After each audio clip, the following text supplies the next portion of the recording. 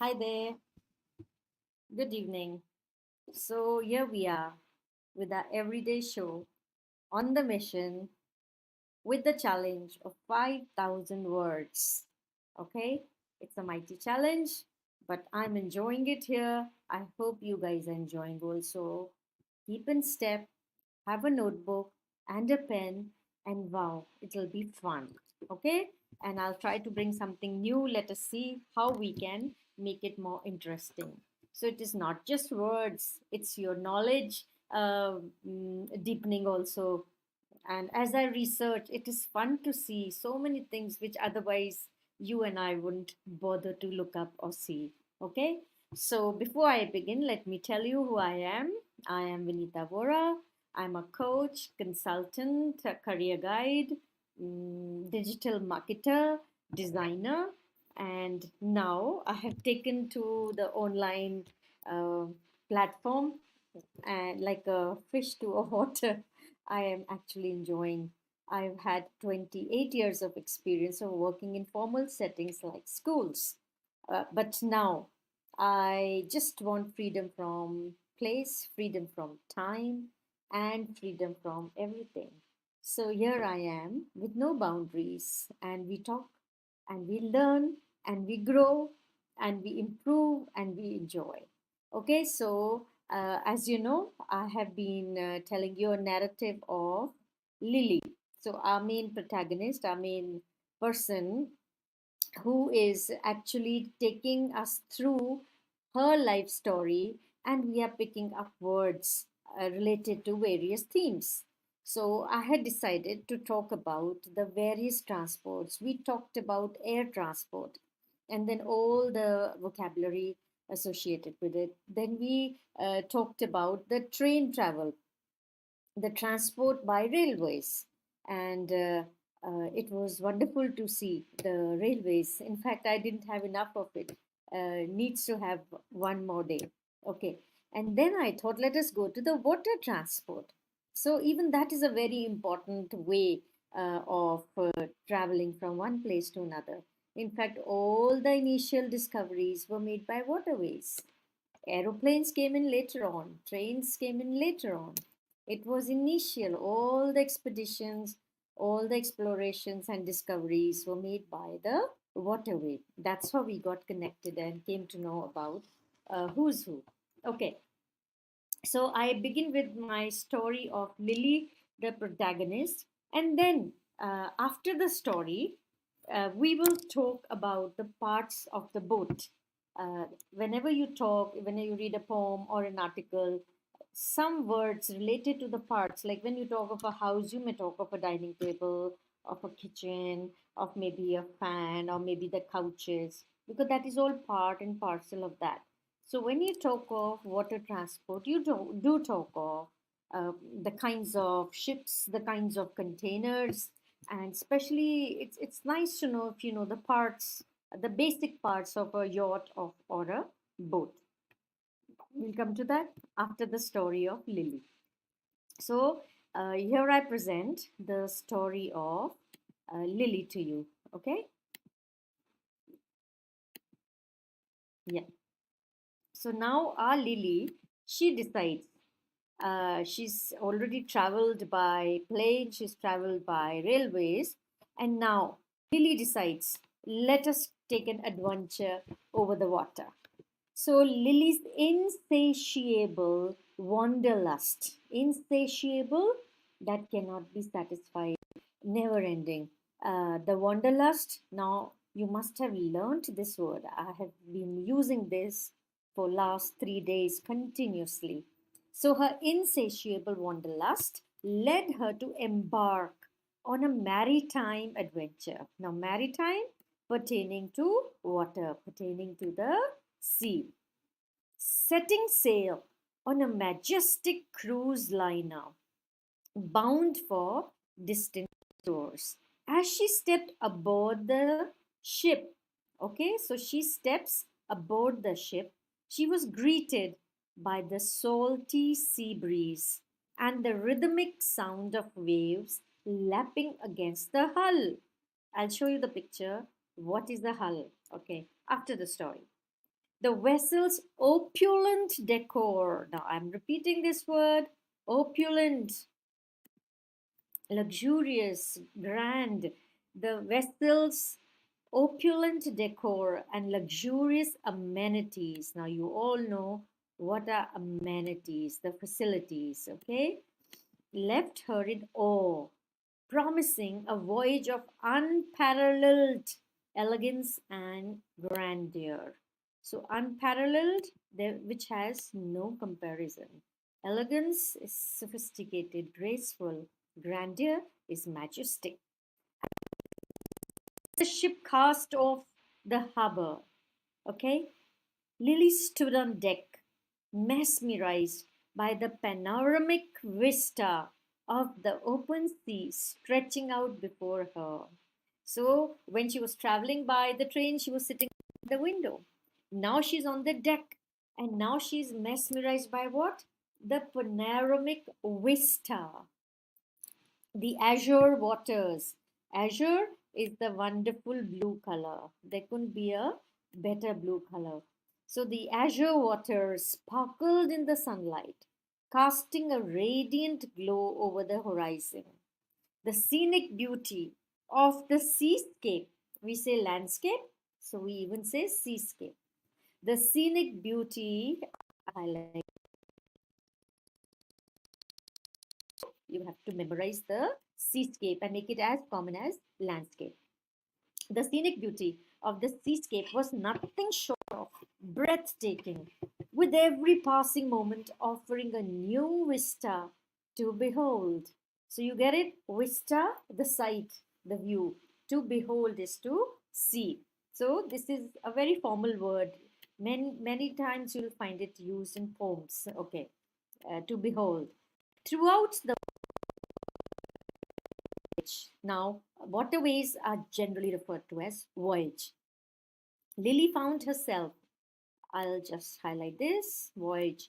Lily found herself captivated by the ever changing panorama of the ocean, each wave cresting and breaking in a mesmerizing dance of motion and light. Beautiful. So each wave cresting and breaking. Cresting when it takes a peak, when it goes, becomes big. You must have seen how the waves break. They come, they literally crest and then they break in a mesmerizing dance of motion and light. The ship's verdant decks provided the perfect vantage point for observing the majestic beauty of the natural world. From playful dolphins frolicking in the waves to soaring seabirds skimming the surface of the water. Isn't that beautiful? So, the verdant you have already learned, the decks you can guess the meaning, and the picture what is decks provided the perfect vantage point from where they are looking, the place, the pedestal for observing the majestic beauty of the natural world. In the evenings, Lily reveled in the ship's onboard entertainment. Reveled, enjoyed, had fun. Reveled in the. Let's see why is it there. Okay. From dazzling stage performances to elegant cocktail soirees under the stars. Wonderful. As she sipped champagne on the splendid promenade deck. Promenade, okay, is stylish, grand. She marveled at the sublime beauty of the moonlit sea, its shimmering surface reflecting the infinite expanse of the night sky above. As the cruise drew to a close, she felt a sense of tranquility wash over her, a testament to the serene and enchanting beauty of the ocean that had enveloped her throughout the journey. Though her time at sea was coming to an end, the memories of a maritime adventure would linger forever in her heart, a testament to the captivating allure of the open water. So let's take a quick review of the different and little offbeat words that you must commit to your memory. Wanderlust, travel fever, urge to travel. Maritime, related to naval or nautical. Majestic, grand, impressive. Azure is the sky blue or the cobalt. It's a bright color like the sky on a clear day. Panorama is the or a landscape, a wide and unbroken view of the large area. Panorama. Breathtaking is stunning, spectacular, that just catches your breath. Scenic is picturesque, beautiful. Opulent is luxurious and lavish. Ostentatiously rich and luxurious or lavish. So another word is ostentatious. Serene is calm and peaceful. Vista is the view or scene. Verdant is green or lush. Splendid is magnificent or grand. Sublime is exalted or divine. Enchanting is charming or delightful. Captivating is fascinating and alluring. Okay, so I stop sharing this part, and now, okay, I have time. So I just have picked up a video from the YouTube where we are going to study the parts of the boat. So when I show you visually, you'll retain it more. So let us know the parts of the boat. Just now we spoke of hull, I spoke of deck, then in this I did not speak of, but there will be words, more words. Let us look at them. So I'm going to share. Now, how many types of ships are there? Okay, there are container ships, the bulk carriers, the tanker ships, the passenger ships, naval ships, offshore purpose ships. So almost 7 kinds of ships are there. Okay, the marine vessels. Next, come to the types of sea transport. If you to transport, go by sea, either you as a passenger or you may have to send your cargo, your stuff. A lot of world trade happens through the waterways. So there are bulk carriers, there are container ships, I just spoke about them. There are container cargoes, then there are cargo ships, reefer ships, roll on and roll off. This was actually interesting. They are known as ro ships. Roll on, where you can just wheel in your vehicles. You drive in your vehicle from a shore and then you receive it at other point of the shore. So drive in and drive out. This is actually interesting. So roll on and roll off, we call them ro ships. Then there are tankers, there are barges, and there are conro vessels. So much for the. And now I just show you. Okay, I have to do that first. Yeah, I will show you a present here and share screen. Okay, parts of a ship. Here I show you. Okay, I'm going to play this and now listen to it. What are the parts? Language of boat parts and terminology. Learning the language of sailing is a great place to start. When you're on the water, it's important to be familiar with the vocabulary that is unique to sailing. Let's begin by learning some of the names of important parts of a boat. The hull is the body of the boat that floats in the water. The front of the hull is called the bow. The back of the hull is called the stern. The keel is the weighted fin at the bottom of the boat. Its weight gives it stability, reducing tipping or heeling, while its shape keeps the boat from sliding sideways. The rudder, which is controlled by the tiller, is the foil that is used to steer the boat. The deck is the top of the hull. The cockpit is the low space in the deck where the crew sits. The companionway is the opening to the cabin. The tiller attached to the rudder moves side to side to steer the boat. When looking forward, the right side of the boat is starboard, the left is port. Interesting. Okay, so you see the right side is called the starboard and the left is called the port. This is actually new to me. I had forgotten. Maybe I came across some other time. So much for this, and now we end this.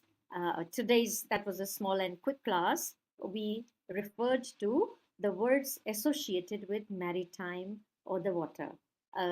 Now there could be much more and a lot more words, especially the words where you appreciate, where you acknowledge, and then you find yourself suddenly short of words. How to explain the beauty?